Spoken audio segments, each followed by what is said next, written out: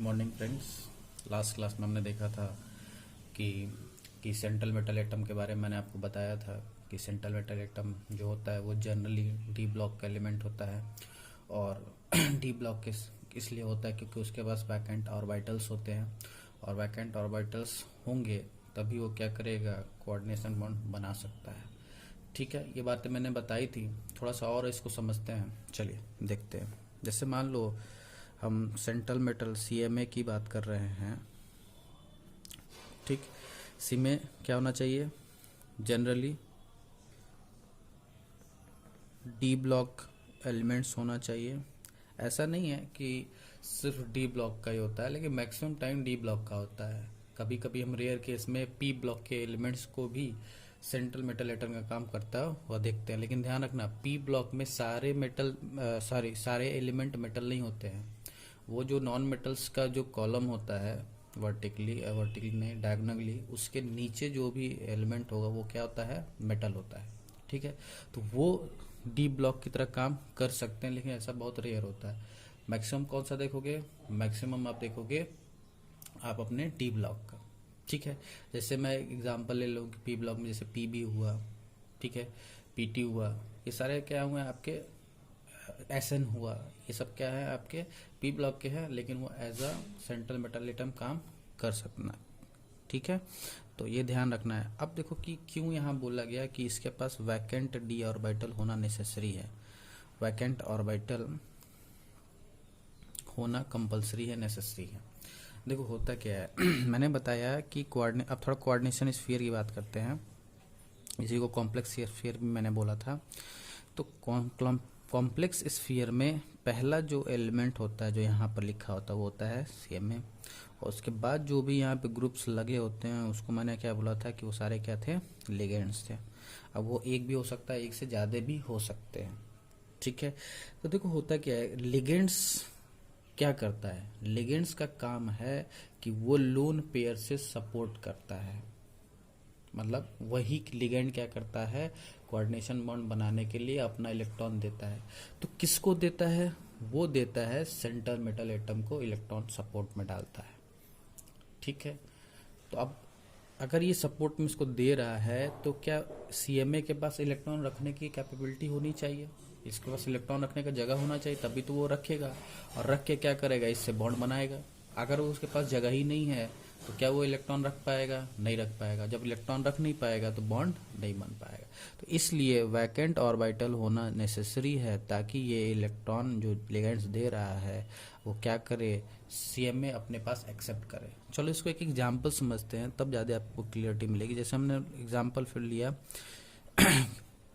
K4Fe(CN)6 का। ठीक है, तो यहाँ पे मैंने बोला कि इसको बताया था कि इसको तोड़ोगे तो ये K4+ और FeCN6 4- में टूट जाएगा। ठीक है, हम बात करेंगे कोऑर्डिनेशन स्फीयर की। कोऑर्डिनेशन स्फीयर के अंदर ऐसा क्या हो रहा है, तो देखो सेंट्रल नाम क्या है, सेंट्रल मेटल एटम। सेंट्रल मतलब हमेशा सेंट्रल में आएगा। तो जैसे यहाँ पे सेंट्रल मेटल एटम क्या है, Fe है, वो सेंट्रल में आ गया। अब CN क्या है, लिगेंड है, और कितने लिगेंड हैं, 6 CN है, 6। तो देखो क्या करता है, 6 CN कुछ ऐसे अरेंज होंगे। CN के ऊपर एक नेगेटिव चार्ज होता है, ये देखो। ये अगर आप इसको देख पा रहे हो तो ये सारे के सारे क्या हैं, एक प्लेन में हैं, प्लेन है, एक ही प्लेन में है। ये सारे के सारे एक प्लेन में हैं। ये बॉन्ड नहीं है, ये बस मैं प्लेन बनाने के लिए बता रहा हूँ। ये बॉन्ड, डॉटेड लाइन बॉन्ड नहीं है, ये एक प्लेन है। ठीक, तो 4 CN अब ये एक प्लेन है, प्लेन के ऊपर एक CN परपेंडिकुलर, और प्लेन के नीचे एक CN परपेंडिकुलर। टोटल 6 CN हो गया। और अगर आप देख पा रहे हो तो टोटल 6 CN है, तो सभी के ऊपर एक एक नेगेटिव चार्ज है, तो टोटल 6 नेगेटिव चार्ज है।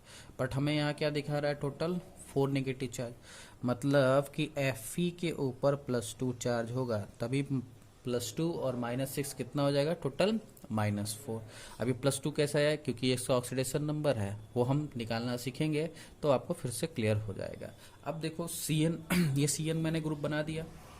अब CN के पास लोन पेयर आया कहाँ से, ठीक है। तो देखो देखते हैं, सी एन को थोड़ा यहाँ बनाता हूँ। सी एन को मैंने बताया कि सी एन के ऊपर एक नेगेटिव चार्ज होता है। सी एन एक आयन है, नेगेटिव आयन है, तो वो चेक चार्ज लिया होता है। अब देखो कार्बन के पास कार्बन के पास टोटल 4 वैलेंसी बना सकता है, टोटल 4 आउटर मोस्ट शेल में इलेक्ट्रॉन है, 4 बॉन्ड बना सकता है।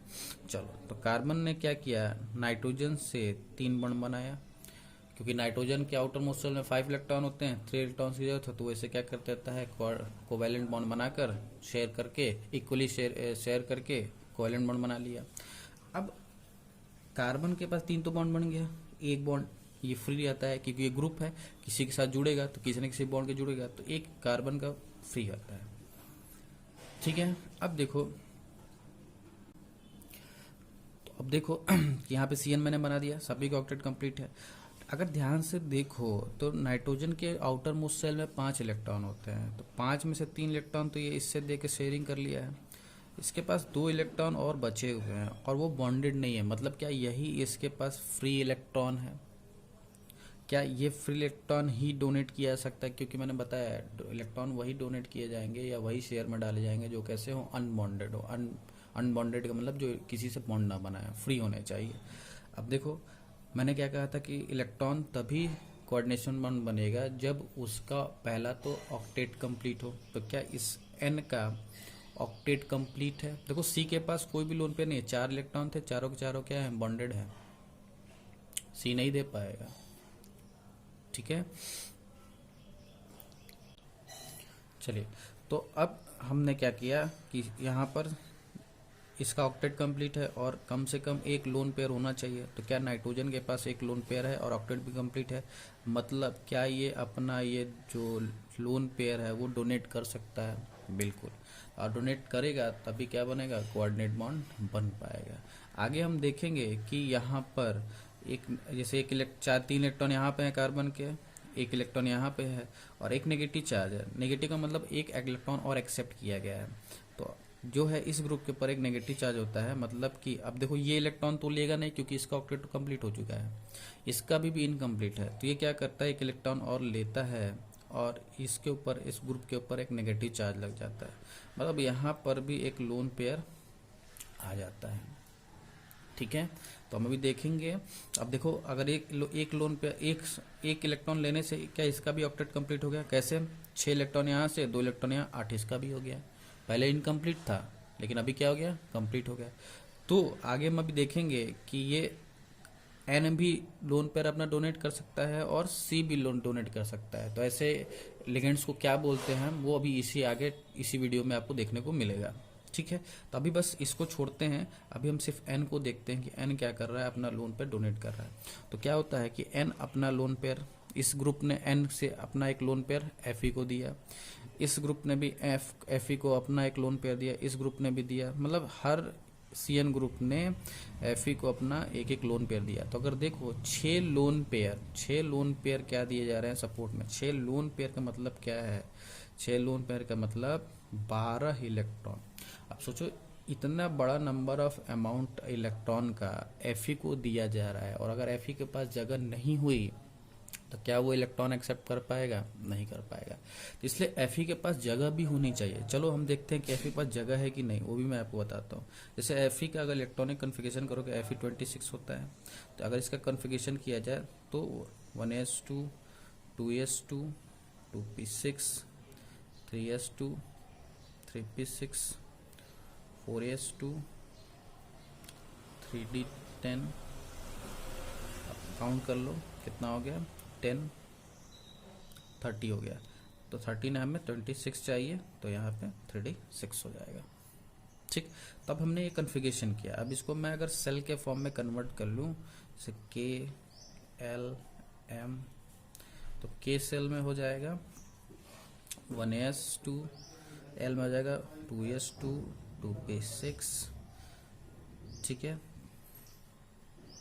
3 में क्या हो जाएगा, 3s2 3p6 3d6, एंड 4 में क्या हो जाएगा, 4s2। तो ये देखो अब इसके पास वैकेंट ऑर्बिटल है कि नहीं। देखो जैसे कि आप जानते हो कि 3d और 4s में जो एनर्जी का डिफरेंस होता है वो काफ़ी कम होता है, मतलब बहुत ही नेग्लिजिबल डिफरेंस होता है, दोनों का एनर्जी लेवल हम एक जैसा समझते हैं। ठीक है, देखो देखो डी में मैक्सिमम कितने 10 इलेक्ट्रॉन जा सकते हैं, तो क्या 4 इलेक्ट्रॉन इसमें आ जाएंगे, कंप्लीट हो जाएगा। उसके बाद देखो यहाँ 4p खाली है, 4d खाली है, और यहाँ पे 4f भी आएगा। क्या सारे ऑर्बिटल खाली हैं?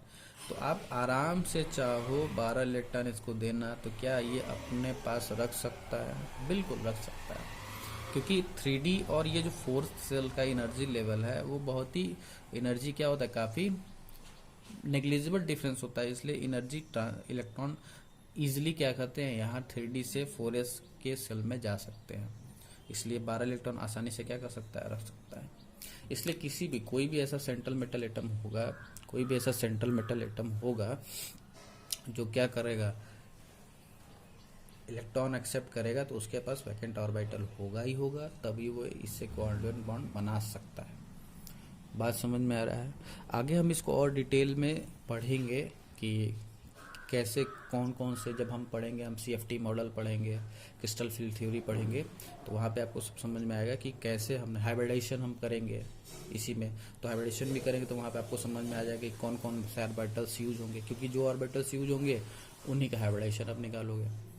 तो कौन कौन सा ऑर्बिटल लेना है, डी का, एस का, पी का, डी का, ये सब कैसे लेना है, ये आप सब क्लियर हो जाएगा। बस आप ध्यान रखना कि सेंट्रल मेटल एटम में ह्यूज नंबर ऑफ इलेक्ट्रॉन आते हैं, कभी भी 2-4 इलेक्ट्रॉन नहीं आएंगे, हमेशा 8 इलेक्ट्रॉन, 10 इलेक्ट्रॉन, 12 इलेक्ट्रॉन ऐसे आएंगे। 8 से 12 के बीच में ही आपको देखने को मिलेगा। ठीक है, चलिए आगे बढ़ते हैं। देखिए अब हम आगे बढ़ते हैं। जैसे हमने लिगेंड देखा, लिगेंड कौन होंगे, जो लोन पेयर देंगे वही लिगेंड कहलाएंगे।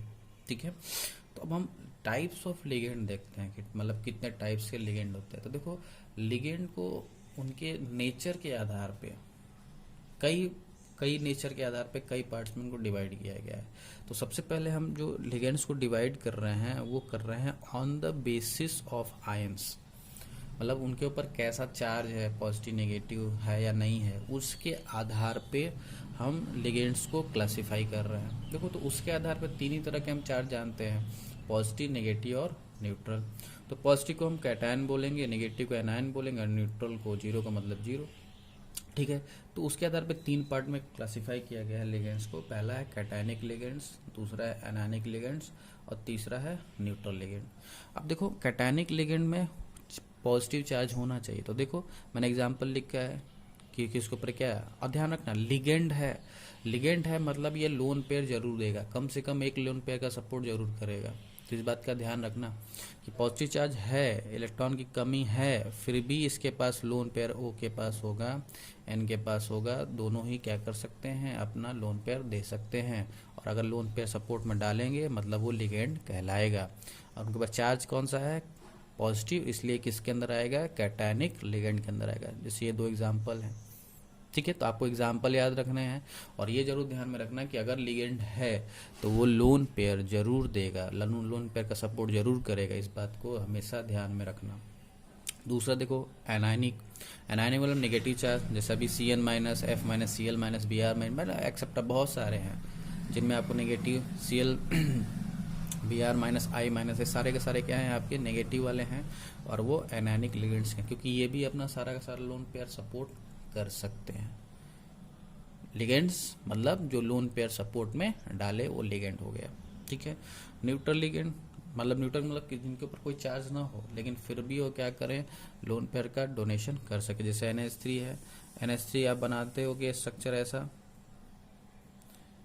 और देखो पहले तो अब जो मैंने कंडीशन बताए थे वो कंडीशन जरूर फॉलो कर रहे हो आप, बिना वो कंडीशन फॉलो किए हुए आप लिगेंड्स नहीं बना सकते। तो देखो ऑक्टेट कंप्लीट है, 3 3 6 इधर, 2 इधर, 8, इसका ऑक्टेट कंप्लीट है, और एटलीस्ट एक लोन पेयर है, मतलब ये अपना लोन पेयर डोनेट कर सकता है, और उसके ऊपर किसी तरह का चार्ज नहीं है, मतलब ये क्या है, आपका न्यूट्रल लिगेंड है। वैसे H2 है, H2 आप बनाते हो ऐसा, इसके पास 2 लोन पेयर हैं।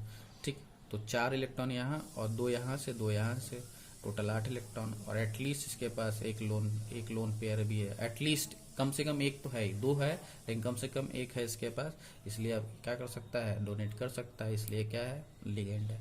और इसके ऊपर कोई चार्ज नहीं, इसलिए किसके अंदर आएगा, न्यूट्रल लिगेंड्स के अंदर आएगा। क्लियर है, बात समझ में आया। अब आगे बढ़ते हैं। अब देखो टाइप्स ऑफ लिगेंड्स, मैंने कहा कि कई नेचर के मतलब कई नेचर के आधार पे इनको बांटा गया है। तो दूसरा बेसिस है on the basis of denticity.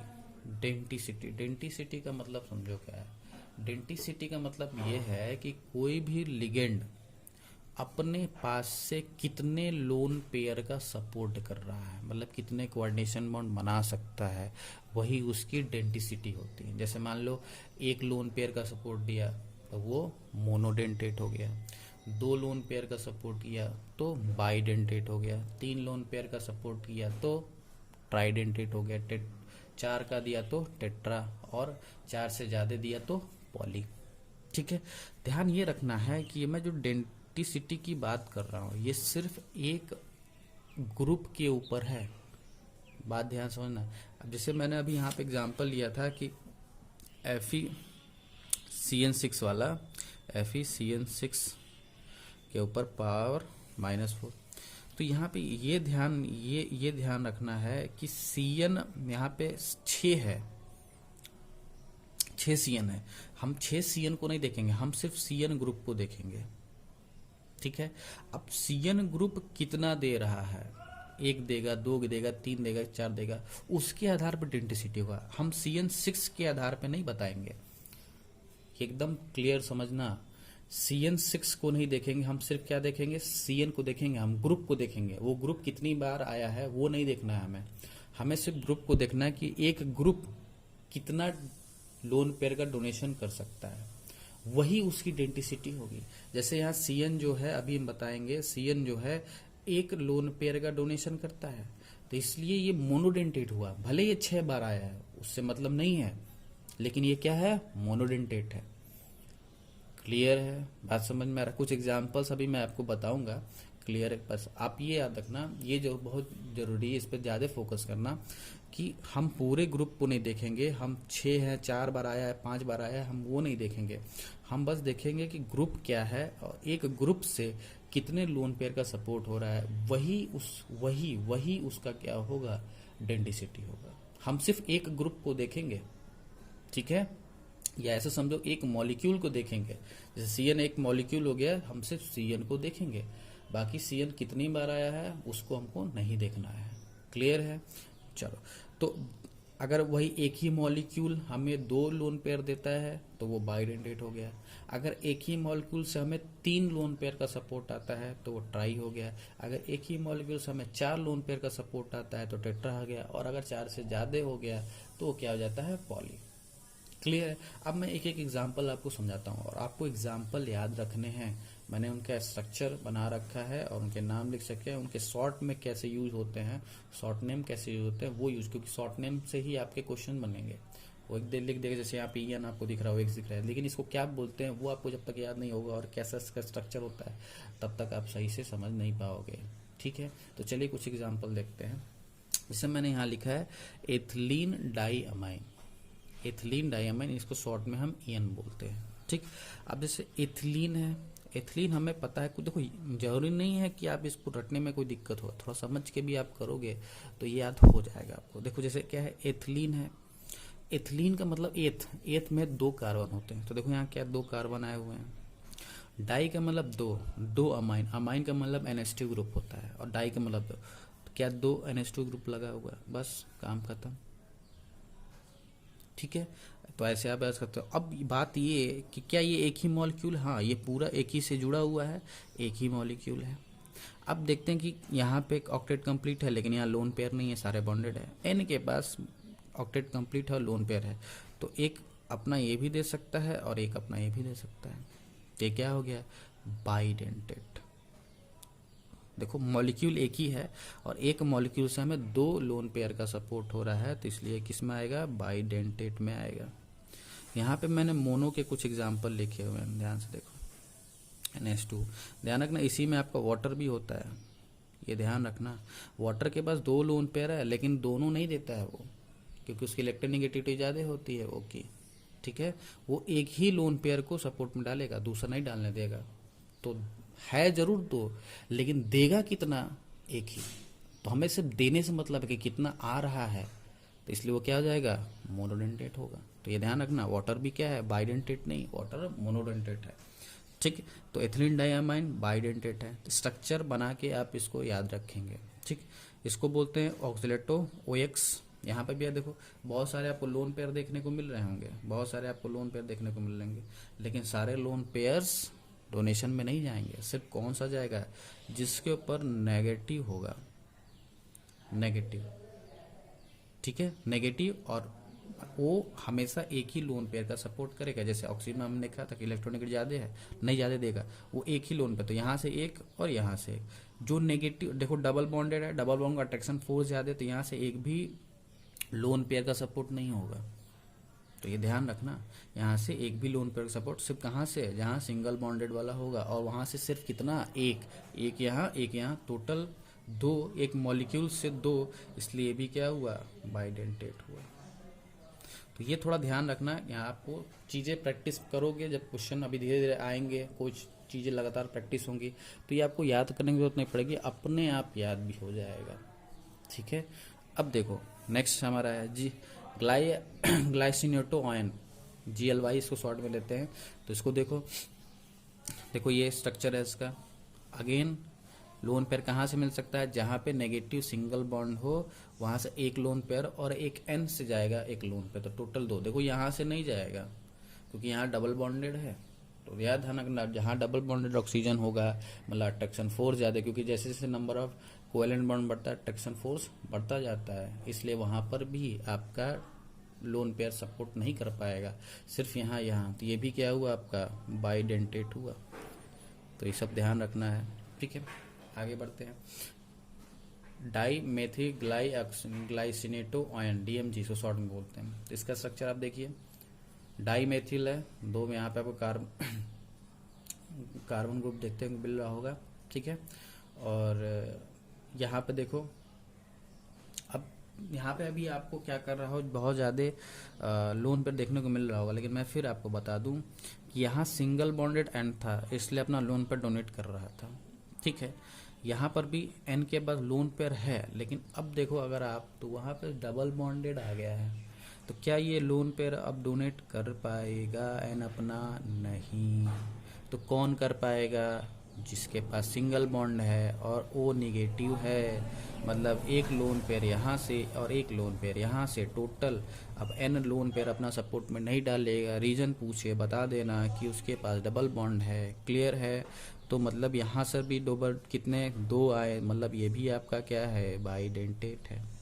आसान है, टिपिकल नहीं है, थोड़ा पहली बार आप पढ़ रहे होगे, इसलिए आपको थोड़ा सा अभी हो सकता है कंफ्यूजिंग, बट कंफ्यूज करने की ज़रूरत नहीं है, धीरे धीरे पढ़ते जाओगे आराम से आता जाएगा। बस आप ये ध्यान रखना, जहाँ डबल बॉन्डेड होगा वहाँ का लोन पेयर सपोर्ट में नहीं जाएगा।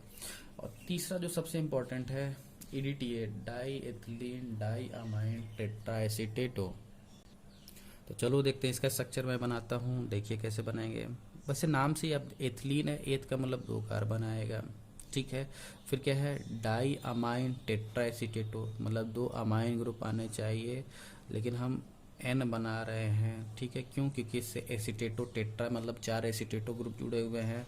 एसीटेटो का मतलब क्या, C double bond O minus, तो वैसे ही एक एसीटेटो ग्रुप, ये दूसरा एसीटेटो ग्रुप, इसी तरह इधर एक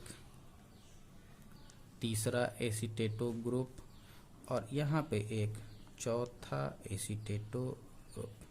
बाकी जो रेस्ट हैं वो क्या हो जाएंगे आपके, जैसे दो को बना तो CH2 यहाँ जोड़ लोगे, यहाँ पे कंप्लीट है, यहाँ पे भी CH2 जोड़ लोगे। जहाँ जहाँ जितना कम पड़ रहा है वो अंडरस्टूड होता है, वो आप जोड़ सकते हो H हाइड्रोजन को, ठीक है। अब फिर से आते हैं, कहाँ कहाँ लोन पेयर हमको देखने को मिलेगा, वहाँ वहाँ बना लो। कहाँ, यहाँ पे देखने को मिलेगा, यहाँ पे देखने को मिलेगा। ये सारे हमारे लोन पेयर हैं जो डॉटेड में बना रहा हूँ।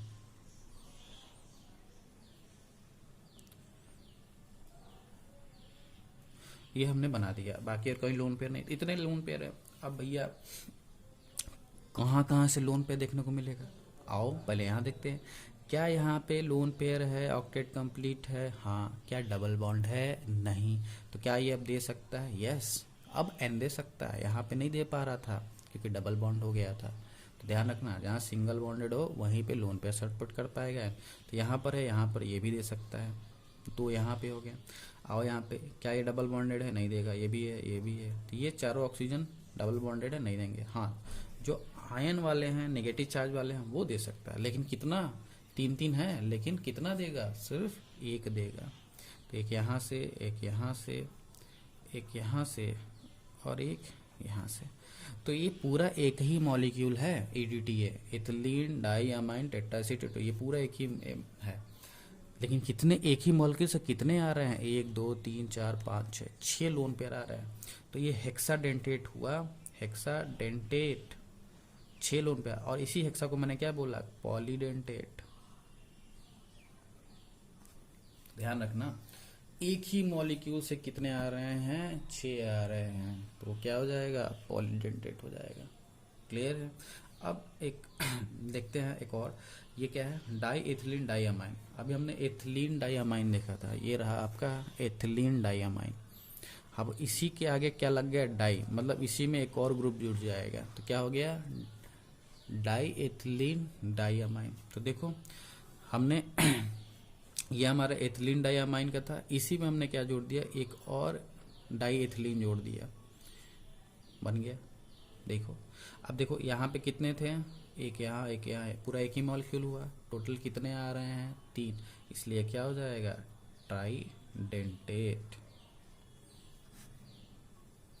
क्लियर है, बात समझ में आ रहा है। तो ध्यान से, ये आपका ट्राइडेंटेट हुआ, ये इसी से बना हुआ है, जो ईएन था एथिलीन डाइअमाइन, उसी के आगे एक और 2 मॉलिक्यूल जोड़ दिया गया, तो वो क्या बन गया, ट्राइडेंटेट हो गया। एक और NH2 आ गया, क्या हो गया, ट्राइडेंटेट हो गया। क्लियर है। तो ये हमने देखा, कितने टाइप्स हमने देख लिए, on the basis of ion, on the basis of denticity. और अभी 2 और टाइप्स हैं जिनको मैं आगे नेक्स्ट वीडियो में बताऊंगा आपको, ठीक है। तब तक के लिए आप ये स्ट्रक्चर्स ड्रॉ करो, और इन स्ट्रक्चर्स को कम से कम घर पे बैठ के 10 बार खुद से, पहले 2-3 बार देख के बनाओ, फिर उसके बाद बिना देखे 3-4 बार, 10 बार, कम से कम 10 बार आप बनाओ। आपको धीरे धीरे चीज़ें क्या हो जाएंगी, याद हो जाएंगी, और स्ट्रक्चर याद है, क्योंकि स्ट्रक्चर याद रखना यहाँ पे बहुत ज़रूरी है। अगर आप स्ट्रक्चर नहीं याद रखते हो और इनके जो शॉर्ट नेम्स है वो नहीं याद रखोगे, तो फिर आप क्वेश्चन नहीं कर पाओगे। तो ये जरूर ध्यान रखना, ठीक है। तो आज के लिए इतना ही करते हैं, और फिर आगे नेक्स्ट क्लास में मिलेंगे। Thank you.